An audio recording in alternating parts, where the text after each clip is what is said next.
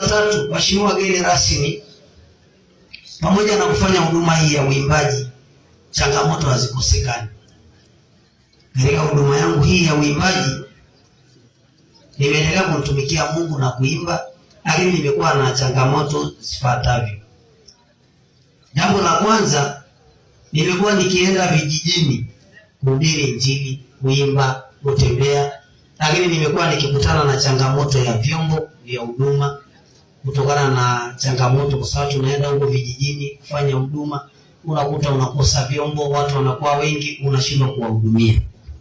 Mheshimiwa wageni rasmi, nikawa na wazo hilo mwaka huu mwezi wa kwanza, nikamwomba Mungu anisaidie huduma.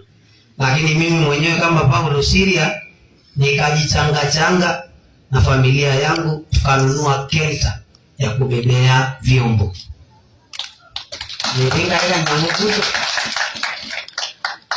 Lakini sasa jambo lingine, nikawaza namna ya kupata vyombo sasa ambazo zitanisaidia katika hiyo huduma.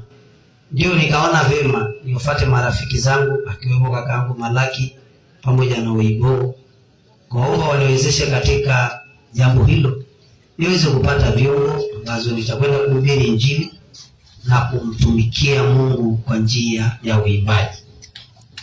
Mheshimiwa wageni rasmi, mbali na vyombo hivyo, nahitaji pia Mungu aniwezeshe katika harambee ya leo niweze kununua kamera ya huduma.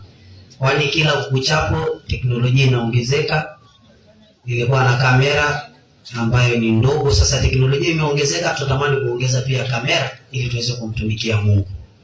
Kamera hiyo ni Blackmagic, nimeshafuatilia na nimekuta bei yake ni milioni 15,700,000.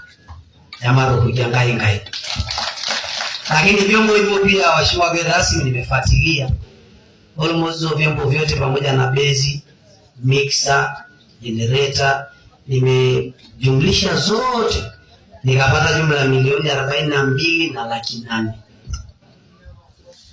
Kwa hiyo waheshimiwa wageni rasmi, nimeleta ombi hili ili muweze kunisaidia, kunishika mkono ili nikamtumikie Mungu, kwa sababu Mungu yupo na Mungu atabaki kuwa Mungu na Mungu atafanya.